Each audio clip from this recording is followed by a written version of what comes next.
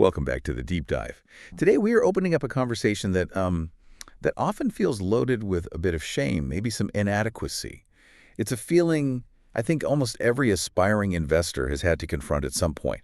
Definitely. That question, it's heavy in the air, especially in a world that's constantly broadcasting success stories and these fast money schemes. It's the simple, but, it's the really foundational question. How do I start investing when I genuinely feel like I have no money, like zero surplus, maybe even a little bit of debt? That question is the key, isn't it? It really is. Because it signals intention. It means you've stopped just passively watching the financial world from the sidelines. You're now trying to figure out how to actually get in the game. Right. But the whole narrative around it is so broken. It tells you that investment is a destination for people who are already wealthy. Yeah. It's not seen as the process that makes people wealthy. Exactly. The common assumption is that before you can even look at a stock chart or a mutual fund prospectus, you need this mythical, untouchable lump sum, just sitting in a high-interest account somewhere. And if you don't have that, well, you just have to keep grinding. Just hope for a big pay raise that will magically solve the problem. Yeah, and that never quite seems to happen, does it? Well, the truth, which is brilliantly unpacked in the material we've synthesized today, the core wisdom from the Wealthnetic podcast series, is that the journey to wealth doesn't start with money. It can't. It starts with building the right system and adopting a very specific, disciplined mindset. So every successful person, whether they started broke or in debt or just on a really meager salary, they began by changing their relationship with the currency they already had. That's it. That's the whole game right there. And that is our mission today. We are ripping up the old rule book. We're extracting the foundational blueprints for building a financial system from the bedrock up. We want to show you, the listener, that the greatest barrier to entry isn't your bank account balance. It's the management system you're currently using. Or you're not using. Right. We're going to tackle that essential shift, the shift from believing you have an income problem to realizing you might have a system problem. We'll show you why the emergency fund is the absolute prerequisite to becoming a serious investor. And we'll reveal the psychological traps that sabotage new wealth builders no matter how much money they have. Okay, let's unpack this. Because the secret to building wealth isn't the size of your portfolio today, but the disciplined, automated system you set up to manage the resources you have right now. Let's dive straight into that foundational concept. So we're starting with what the source material calls the mindset shift. And this requires a pretty brutal moment of honesty, which I appreciate that the source doesn't shy away from. It's this idea of realizing your current situation might be less about a lack of income and more about a lack of a financial system. This is probably the hardest lesson to accept. It really is, because it challenges the core societal excuse, if only I were paid more, I could save. It's the default setting for so many of us. It is, but the successful investors we look at, they didn't suddenly get rich through an inheritance or a lottery win. They succeeded because they mastered the art of managing modest resources efficiently. I think the most common internal monologue is that exact belief. If I had more money, I would save. It sounds logical, right? If my paycheck was bigger, I'd have leftovers.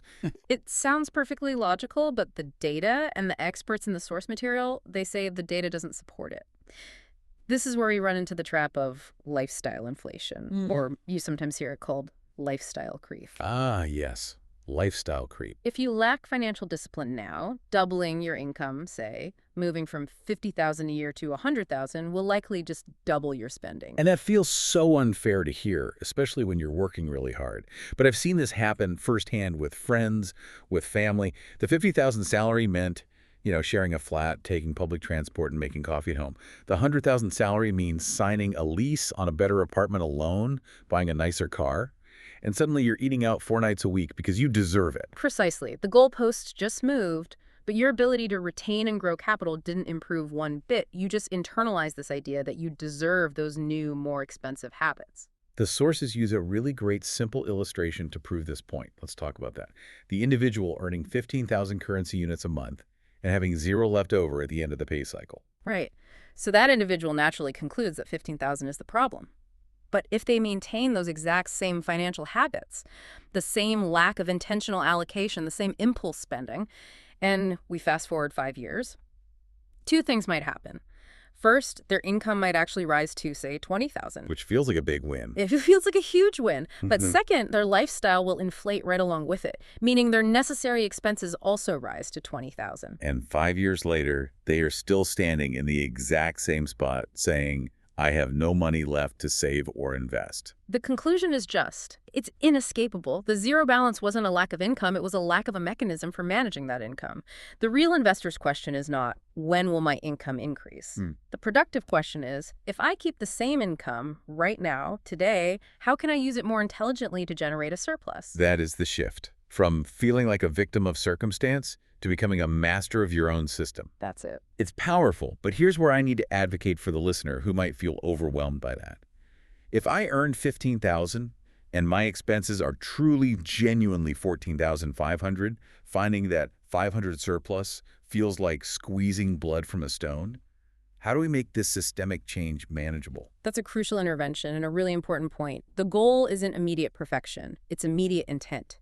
If you can only find 500 units this month, then 500 units is your system's starting point. That's a win.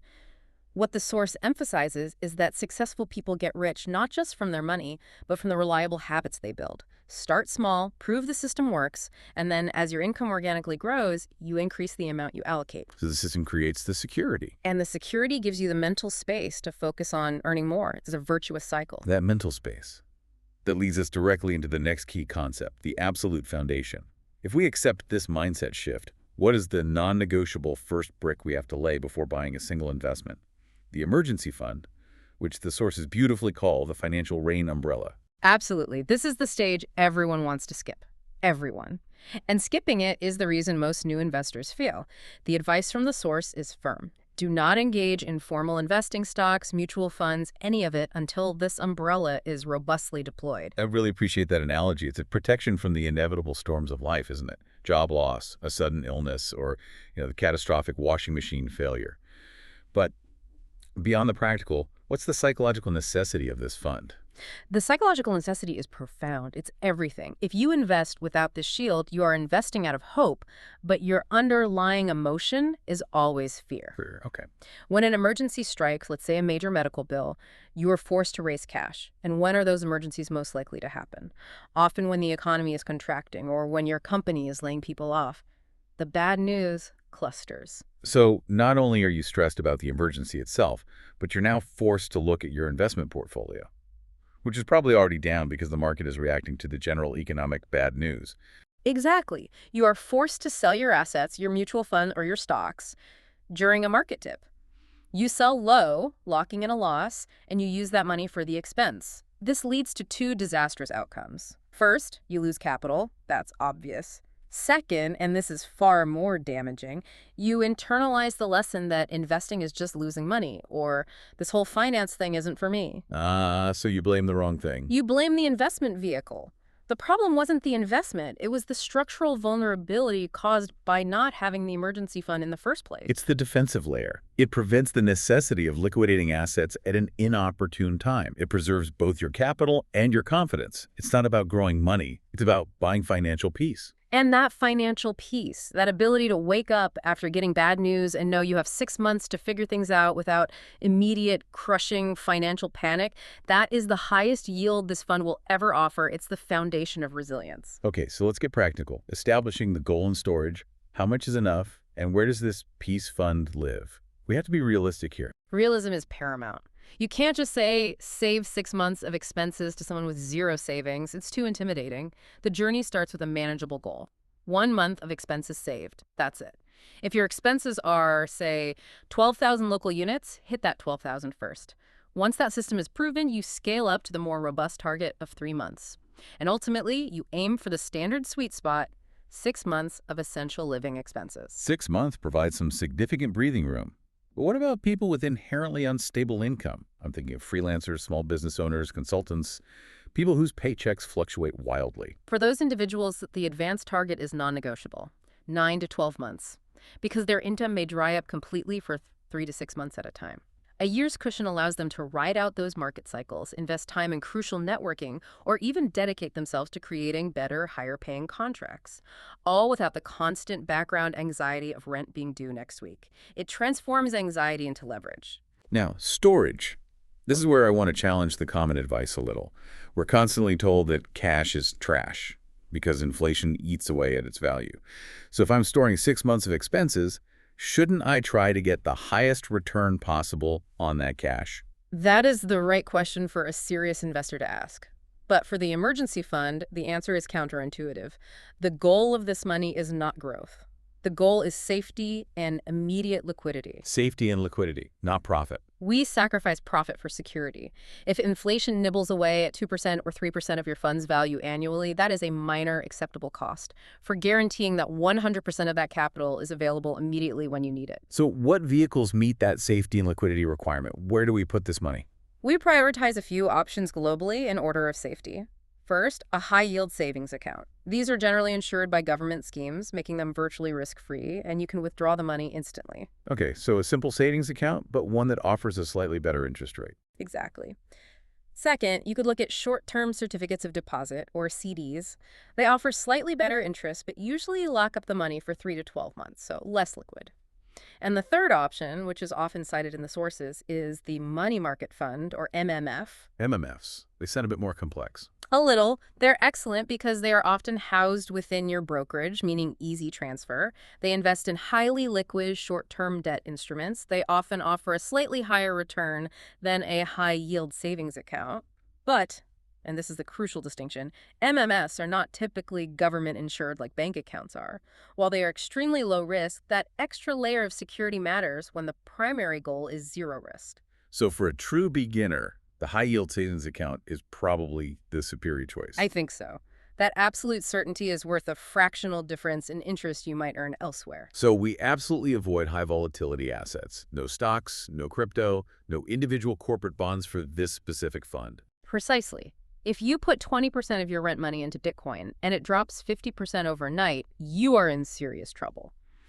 The emergency fund needs to be boring, accessible, and utterly predictable. The only exciting thing about it should be the peace of mind it provides. And the implementation tip provided is crucial. Separate this money physically and mentally. Yes. Open a distinct account at a different bank if you can, or at least one completely separate from your day-to-day checking. The source's suggestion of mentally naming it money to prevent heart palpitations is just brilliant. I love that. It gives the fund emotional armor. If you're tempted to rate it for a new TV, that mental label should trigger a pause. Is this TV worth giving myself heart palpitations if I lose my job? This separation prevents accidental consumption and it reinforces discipline. That mental separation leads perfectly into our next foundational concept, the quiet power of discipline. Because having the right account structure means nothing if you don't act on it consistently.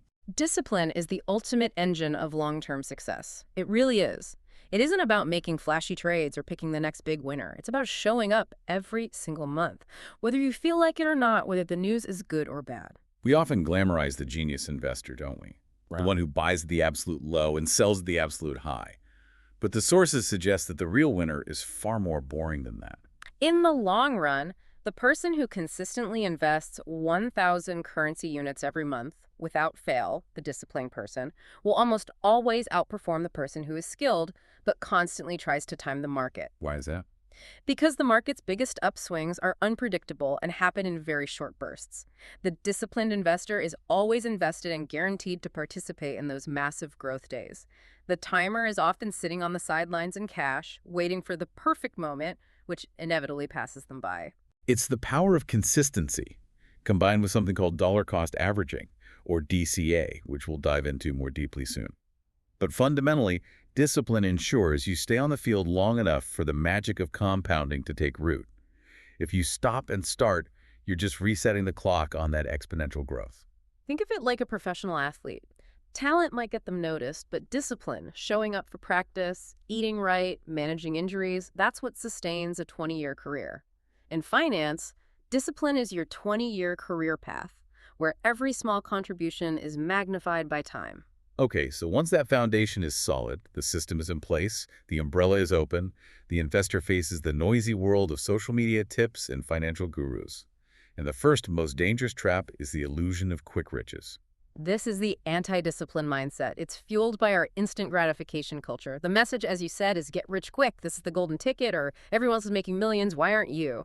And new investors are uniquely vulnerable because they're desperate to catch up. They treat investment like a sprint, or like gambling rather than a marathon. Precisely. Investment is a patient process where time does the heavy lifting for you.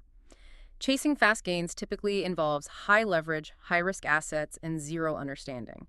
This usually results in quick, traumatic losses, which then leads to discouragement and the entire system being abandoned. So the sources emphasize that financial success is the accumulation of small, consistent wins, not one massive jackpot. That's right. And to illustrate the quiet power of time over these quick gambles, let's just revisit that simple compounding calculation. Let's assume an investor, starting with 0, commits just 1,000 currency units monthly, a very manageable amount for someone with a system, and achieves a market average return of 8% annually. Okay, so 1,000 a month at 8%. After 10 years of nothing but consistent contributions, your portfolio would total nearly 180,000 currency units. Now, here's the critical distinction. Your total investment from your own pockets was only 120,000. That's 1,000 times 12 months times 10 years. The remaining 60,000 is the growth generated purely by time, compounded returns, and discipline. So the biggest wealth generator wasn't a sudden injection of cash or a high-risk crypto trade. It was simply the passage of time applied to a consistent system. That brings us to the other common traps that derail new investors, which are almost entirely psychological. Let's start with the loudest one, FOMO. The fear of missing out. This is a behavioral bias, not a rational decision. It replaces analysis with social anxiety. We've all felt it. A stock goes up 20% in a week, or a friend brags about their incredible gains on some altcoin. The lizard brain kicks in, whispering that you're being left behind. You rush in, often right at the peak, fueled by panic buying. And that rush is devoid of understanding. You don't know the asset, you don't know its risk profile, and you certainly don't know how it fits your personal goals. The result is typically the inverse of the success story you heard. You buy high, and then you panic sell low when it inevitably retracts. So how do we combat this powerful emotional pull? What's the defense? The sources suggest implementing an internal defense mechanism they call the FOMO rule. Focus on understanding, not height. Before you commit a single unit of capital, you have to stop, breathe, and demand a clear, rational answer to a core question. Do I genuinely understand this asset, its risks, and why it is good for my specific 10-year goal? If the answer is vague, if it relies on a friend's tip or a random tweet, the answer is no. Discipline means having the confidence to say no to an exciting opportunity you don't understand. Knowing that the cost of preserving your capital often outweighs the potential missed gain. Absolutely. The second pitfall is closely related to that lack of self-awareness. Investing without a clear goal. Why does lacking a defined objective like retirement in 20 years or house down payment in 10 cause such serious problems? A goal acts as your anchor. Without an anchor, you are just adrift on the sea of market volatility. If you don't know why you are investing, you have no framework for knowing when to sell or when to hold firm. And the behavior that follows is often self-sabotage. Precisely. If the market goes up 5%, you might sell everything prematurely because you see a small profit. You stop compounding dead in its tracks. You prevented the long-term goal because you didn't have a long-term map. Conversely, when the market drops 15%, you panic. You hold your losses too long, hoping they'll recover because you never defined an exit strategy. A clear goal dictates the risk level you take, the asset classes you choose, and the duration of the investment. It makes your decisions rational, not emotional. And the third major trap that derails this disciplined approach is the lack of a continuous system, or the failure to jump back on the horse after you fall off. Right. We often see investors start strong. They're dedicated for 6 months, but then personal finances get tight, maybe an unexpected bill or a drop in freelance work, and they stop their monthly contributions for 1 or 2 months. This pause breaks the compounding cycle and often leads to a mental roadblock where it becomes incredibly difficult to restart. It's almost like dieting, isn't it? Once you cheat, it's easier to just stop altogether. That's a perfect analogy. The true test of discipline isn't starting, it's the return. The source material encourages radical grace here. If you miss a contribution due to a genuine financial squeeze, fine, that happens. But the system should be designed to automatically restart the very next month without guilt or lengthy internal debate. Continuous, quiet accumulation is what wins the race. Missing 1 month doesn't destroy the system, but failing to return to it does. Okay, so the investor has the mindset right, the emergency fund is secure, and they know to avoid these common psychological traps. They are ready to commit that disciplined 1,000 currency units per month. Where should this small investor look? This is our next section. channels for small capital. The modern financial landscape is fantastic for small investors. You no longer need thousands to get started. The first and easiest option is the mutual fund. Could you explain mutual funds simply for our learner audience? Of course. Think of a mutual fund as a massive basket of investments. Instead of you having to research and buy 50 different stocks, you give your money to a professional fund manager. They pool your money with thousands of other investors. They use that giant pool to buy a diversified portfolio of stocks, bonds, or other assets on your behalf. You're essentially buying a tiny fraction of the entire basket. The benefit is instant diversification and professional management, so I can start with a very small amount and I immediately own a slice of dozens of companies, which disperses my risk. Exactly. And for beginners, we often recommend low-cost index funds from within that mutual fund universe. An index fund simply tracks a major benchmark like the entire country's stock market. They're automatically diversified and require minimal active management. But a critical distinction you must learn to check is the expense ratio. The fee. Tell us why that matters so much, even if it seems small. It matters because it silently erodes your returns over decades. It's a silent killer of wealth. If you have two funds, one with a 1.5% expense ratio and one with a 1.1% expense ratio, that 1.4% difference may seem negligible now. But compounded over 20 years, that small fee can chew up tens of thousands of currency units in potential growth. Always opt for the lowest fee possible, particularly if you are using simple index funds. Option 2, for those willing to do a bit more homework, is stocks, the world of individual companies. Stocks offer the highest long-term potential but demand the most research and patience. The core rule here is not to buy a flickering stock price on a screen, buy a fractional piece of a business you genuinely understand. So if I use a specific zone every day, or I trust a certain logistics company, I should study that company's balance sheet, its market position, and its future plans. Right, you are becoming a business owner. Unfortunately, many major brokerages now offer fractional share purchases. This means you can buy $10 worth of a stock that costs $1,000 per share. It dramatically lowers the entry barrier. The payoff is potentially spectacular long-term growth. The risk is the inherent volatility of single companies. And option 3, the technique that anchors the entire disciplined approach, is DCA, dollar cost averaging. DCA is it's the beautiful, simple opposite of timing the market. It's an automated strategy. You commit to investing the same fixed amount of money at regular intervals, say 1,000 units on the 5th of every month, regardless of whether the market is high or low. So if the market is high, my 1,000 buys fewer shares. If the market is low, my 1,000 buys more shares. And over time, this mechanism mathematically averages out your purchase price. It removes emotionality entirely. You never have to worry if you bought at the wrong time. This strategy is perfect for regular income earners because it turns financial discipline into a robotic, automated habit. It is the steady, quiet rain that nourishes the compounding seed. The source also mentions some alternative assets, like gold, REITs, which are real estate investment trusts, and crypto. For the beginner, how should they view these? These are suitable for portfolio diversification, but only once the foundation is fully funded and stable. Gold is a traditional hedge against inflation or political uncertainty. REITs are a fantastic option because they allow small investors to own a piece of large, income-generating commercial property like offices or apartments without buying a physical building. They're generally less volatile than stocks and often offer regular dividend income. And crypto, the most hyped channel of all. Crypto carries massive volatile risk and requires significant technological and market understanding.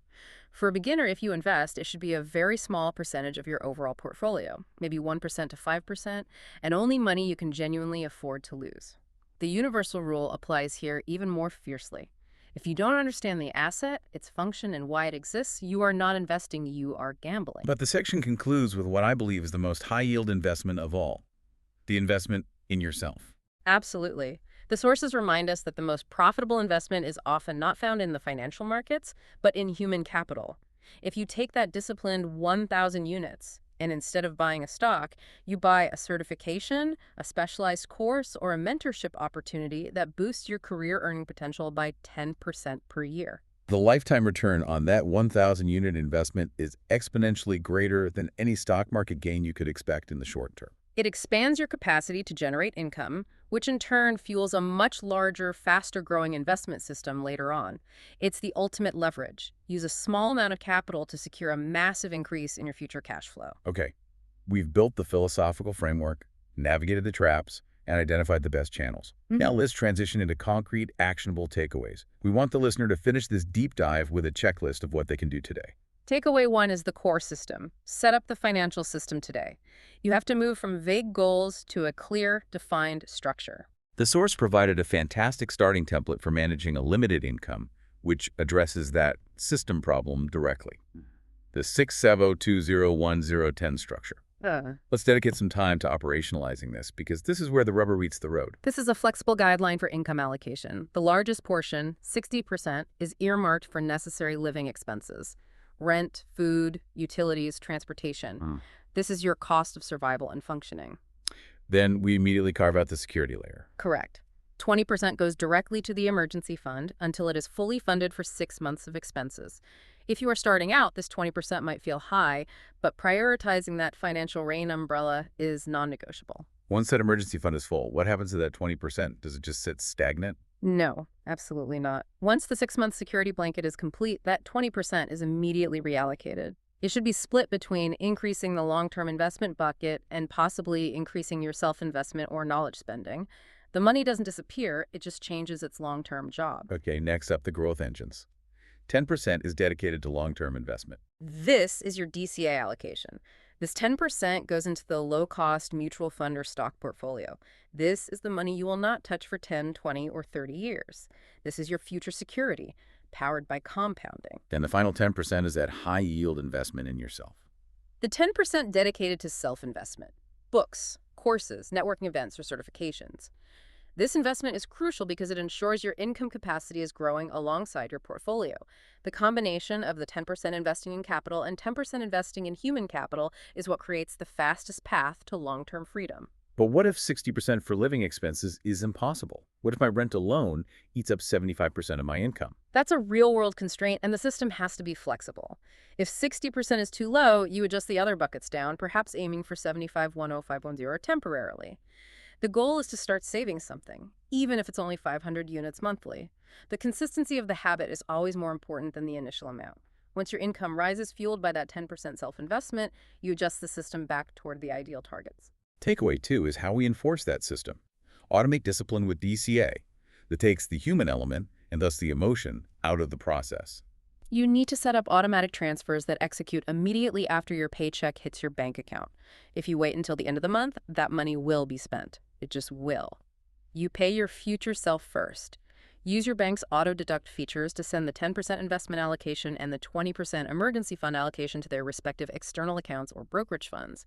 When motivation inevitably flags, the system continues to work for you silently in the background. Takeaway 3 is our psychological defense mechanism. Implement the FOMO rule. Focus on understanding, not hype. This is a constant act of discipline. It truly is.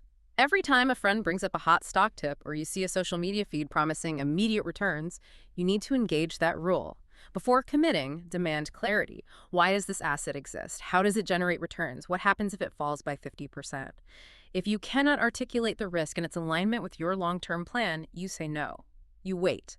Financial intelligence is often measured by the quality of opportunities you reject, not the quantity you pursue. And finally, takeaway 4, which encapsulates the entire philosophy of the Wealthnetic podcast sources. Frame financial security as emotional independence.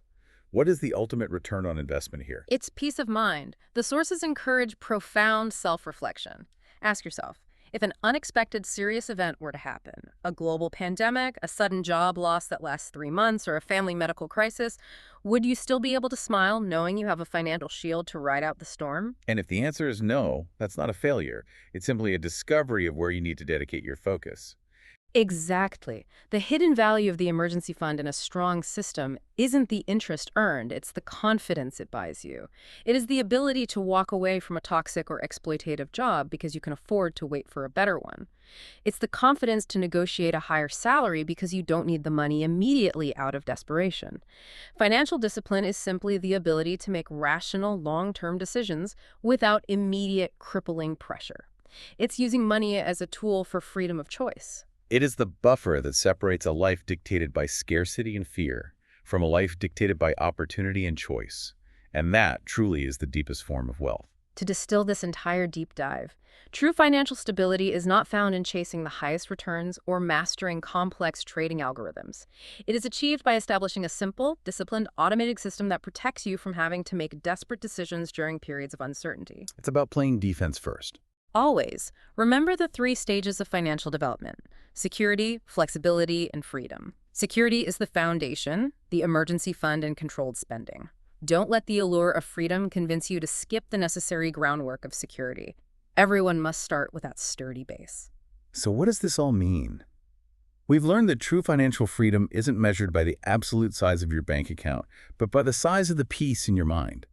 It's using money to engineer a life of meaning and opportunity, rather than living your life in a perpetual, desperate chase of the next paycheck. If you feel energized by these ideas, don't wait for motivation.